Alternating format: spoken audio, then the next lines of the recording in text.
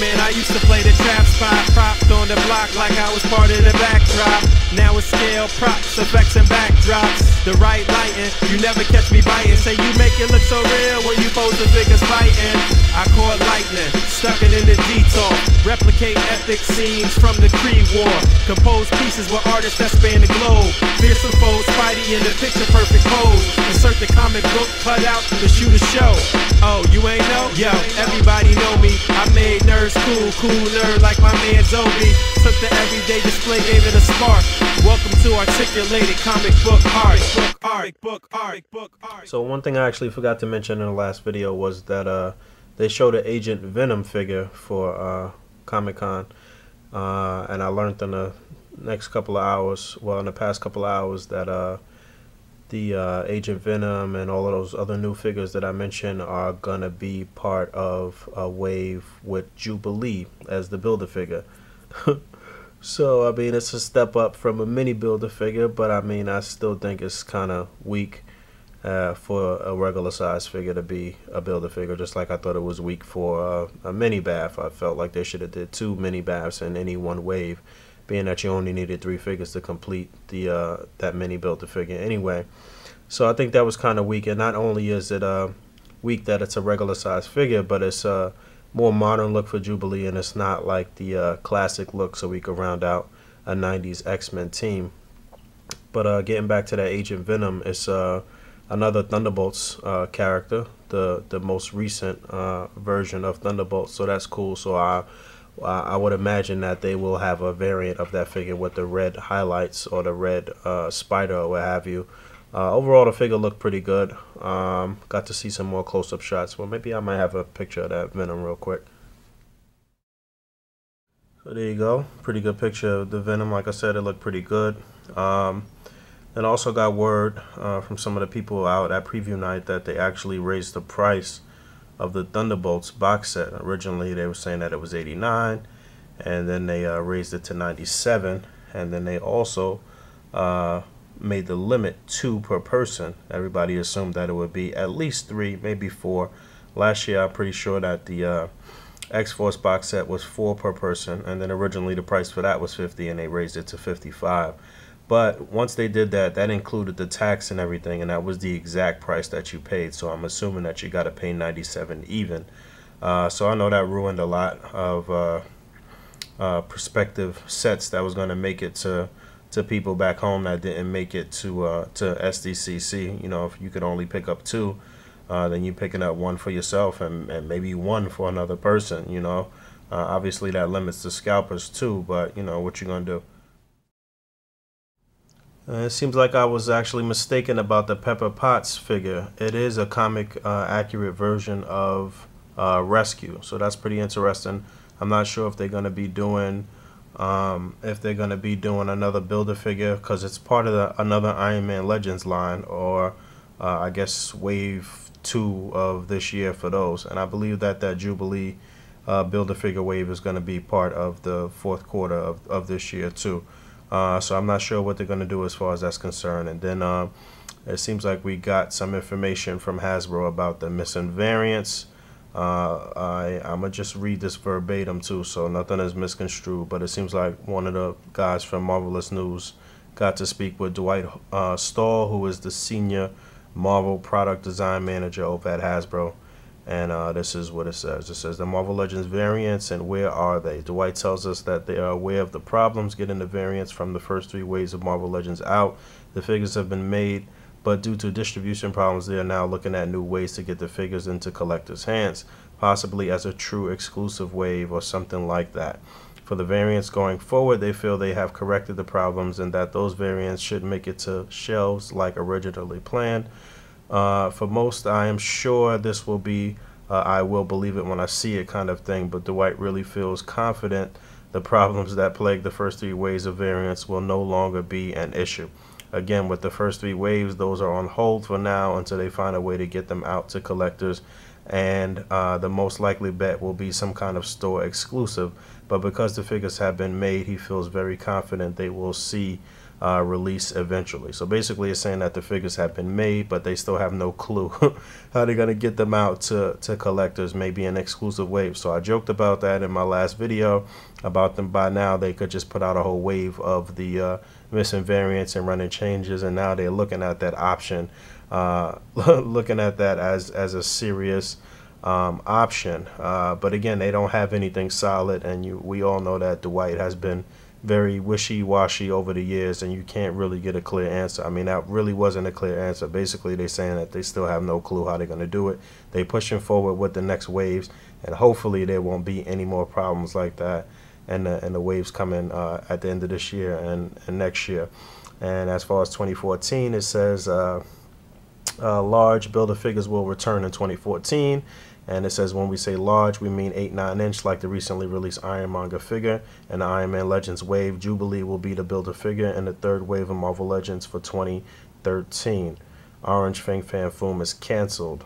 Although I'm not 100% happy with how Hasbro is handling things, I will say that they are actually putting out characters, though. That's one thing that they have been consistent with since they took over the helm from Toy Biz, is that they've actually been putting out characters.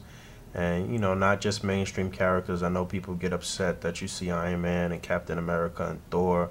And, you know, I think it's some bullshit with them re-releasing Punisher and re-releasing that Cap. But they have given us a lot of new characters and a lot of obscure characters as well. So that's always a good thing.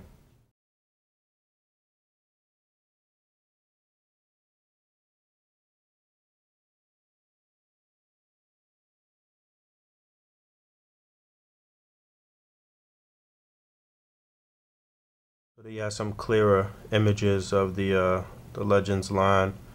You know, those first images I put out in the last video wasn't so great. And I noticed that the Jubilee is not entirely the female Shield agent mold. It actually looks like it's that new kind of T-joint that they have at the pelvis where it rotates at the upper thighs. So that's good, but it still doesn't have an ab crunch. So that's really the main thing that I've been saying for months and months and months about the female molds that they've been making, is that they look pretty good, but with no ab crunch you can't really do as many dynamic poses as you would like to with those female characters. So there you had a little closer look at Jubilee there. Like I said, it's going to be the Build-A-Figure. My other gripe, though, aside from the fact that I think it's a cheapy Build-A-Figure, is that they gave us Jubilee, which is a character that we've wanted for a really long time, but they gave us a more modern outfit. I would have liked them to do the more 90s version of Jubilee. But today is Thursday, July the 18th, 2013. I got some more news that came out from the con today, and I'm going to read this verbatim, so it's not, so you know, nothing gets misconstrued. Just give me one second. I believe this came from mucollectorclub.com, and somebody had posted this up in the A.C.B.A. group. This is my ride. I'm supposed to be going on a true run. Hold on a second. And this is what it says. It says, "Hey guys, I'm back from the con. Spoke to Dwight Store, product design manager, and he said Return of Marvel Legends will cancel and become something else after the Jubilee Build-A-Figure wave. He said they are basically going to follow the Iron Man / Wolverine type waves for every movie coming out. In the next couple of days, he said they'll reveal some figures from the Amazing Spider-Man 2, Marvel Legends wave, and Captain America Winter Soldier wave. Very exciting news. This will give us a wide variety of characters. He said they'll be releasing a wave of Guardians of the Galaxy, X-Men Days of Future Past, and Ant-Man. Also, in regards to Sentry, Blade, Iron Fist, Lyra, there's no release date or plans as of yet.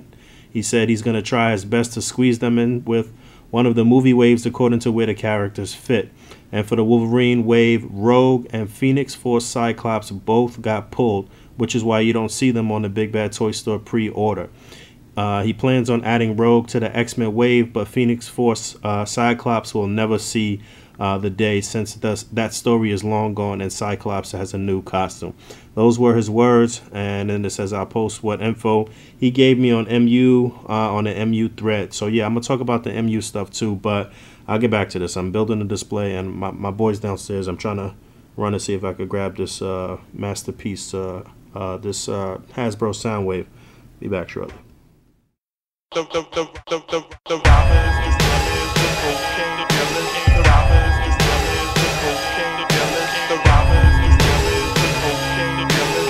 was a waste of time. I didn't find anything at Toys R Us. All right, back on task. Let me backtrack for a moment. The first information that I read that came from the con came from Marvelous News. I said that. So we know Marvelous News is a pretty good news site. They're not going to put up no bullshit. They're not going to put up any bogus information. So one thing that I didn't read from Marvelous News was what they said about the Marvel Universe line. And basically it says, for Marvel Universe fans, changes are coming in 2014. This line will be rechristened simply the Avengers line. The figures will stay the same style, same articulation, but will no longer be called Marvel Universe. One of the reasons for this change is they feel this rebranding will help the Marvel Universe distribution problems, which makes sense as retailers will relate a line named Avengers more to the movies and animated properties that they like to sell product for. So that's interesting, and that's important because of what I said about the cancellation of Marvel Legends. Now, I don't think that I believe they're doing the same thing with Marvel Legends. It's a rebranding. It's not going to be called Marvel Legends anymore. They're going to be introducing the figures into lines that are associated with movies. So it'll be Marvel Legends style figures, but it'll be similar to this Iron Man Legends lines, the past Iron Man Legends lines that have come out that have a couple of movie figures and then a bunch of comic accurate figures in the line as well. Now, this can be good and bad. For the casual collector and for Hasbro, this can be a really good thing. It could actually fix some problems that they've had with distribution and whatnot, and some of the retailers not wanting to pick up Marvel Legends or anything called Marvel Legends because maybe it hasn't sold so well in the past, and maybe things associated with the Avengers or what current movies have sold better. So for Hasbro and for the casual collector, that may work well. For somebody like me, it may not work so well because I don't really care about movie figures. So if they continue the trend of having a comic-based Build-A-Figure in these lines, then that means that the collector like me still has to buy every figure in the line to get those comic-based characters. You can pretty much guarantee that the information from Marvelous News is correct, which leads me to believe that the information from this other site, MU Collector Club or whatever it is correct as well, because they both basically saying the same thing, that both the Marvel Universe and the Marvel Legends lines are being rebranded. And again, like I said, it makes sense because they are obviously having a horrible go at distribution. They're having a terrible time getting this product distributed. They had a terrible time trying to figure out this run and change situation. And it was a great idea. I don't know why it couldn't work for them. So doing this actually makes sense. So if all of this information turns out to be absolutely true, then it makes sense for them. Now, at the end of the day, we still get shitted on. We still don't know what's going to happen with those other variants that people really, really want. It's up in the air as far as whether or not Bulldozer falls into the category of the wave where they fix the problem with the running changes or not. Are we ever going to see Bulldozer? Are we ever going to see Sentry? Okay, maybe you guys got it under control now, but what are you going to do to please us, the consumer, the collector, who you've been kind of screwing over for the past couple of years with this shoddy distribution? So we don't really know. The only way we're going to know, Saturday. Saturday, I guess, when they have their panel and they actually say it and somebody actually is there to see it, then that's when we'll know what's going on. So moving right along. The post date is Sunday, August 4th, 2013 by 11:59 p.m. Eastern Standard Time. All 10 entries must be in by that time. If you're late, you will be penalized. That was just a quick reminder for the post date of the last round of the A.C.B.A World Championship Tournament. Also, the week before that, July the 27th, 2013, by 11:59 p.m. Eastern Standard Time, will be the post date for the bonus round of the tournament. The link to the video that you need to respond to will be in the underbar for the bonus round and for the final round, just so it's in all the videos and all the boards and everywhere across the board, so nobody can miss it. So look out for that. So today is Friday, July 19th, 2013. Usually day by day in the con, if you've never been to San Diego Comic-Con, usually with Hasbro and some of the other companies, they put out a little bit day by day as far as the display cases go. So for today, for Hasbro, they put out a Ultimate Beetle and a Baron Zemo. So that was pretty interesting. Definitely interested in the Baron Zemo, so it seems like they're continuing the trend with these Thunderbolts and finishing off the Thunderbolts. Ultimate Beetle was sort of a weird choice, but I'll show pictures of those real quick. So those look decent. I know a lot of people are interested in the modern Zemo. That's been something that people wanted to own for a pretty long time. So that was a good move by Hasbro. How they're gonna roll that out? Gotta wait and see. Gotta wait for tomorrow, Saturday, and see what they're gonna do. See what they're gonna say. God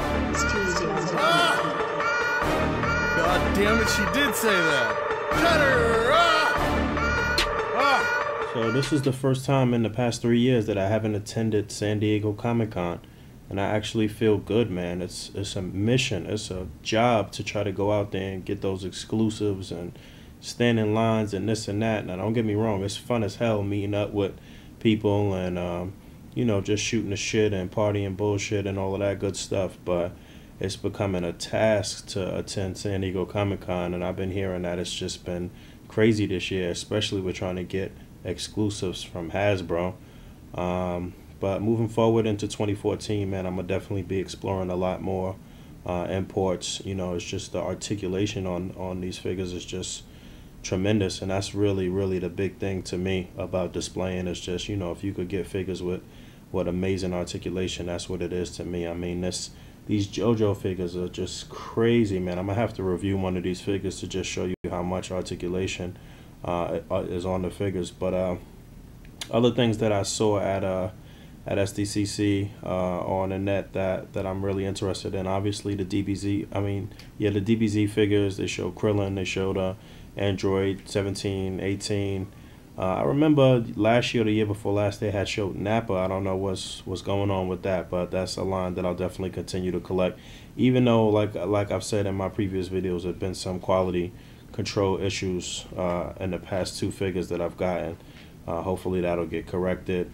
And the Mighty Morphin Power Rangers, they showed the blue, the black, and the yellow Rangers. So I guess those will start showing up for pre-order soon. And that's pretty much it. So we looking forward to Saturday and seeing what reveals is going to come from all of the companies. And I guess I'm going to sit back and wait for that. I'll talk to you soon.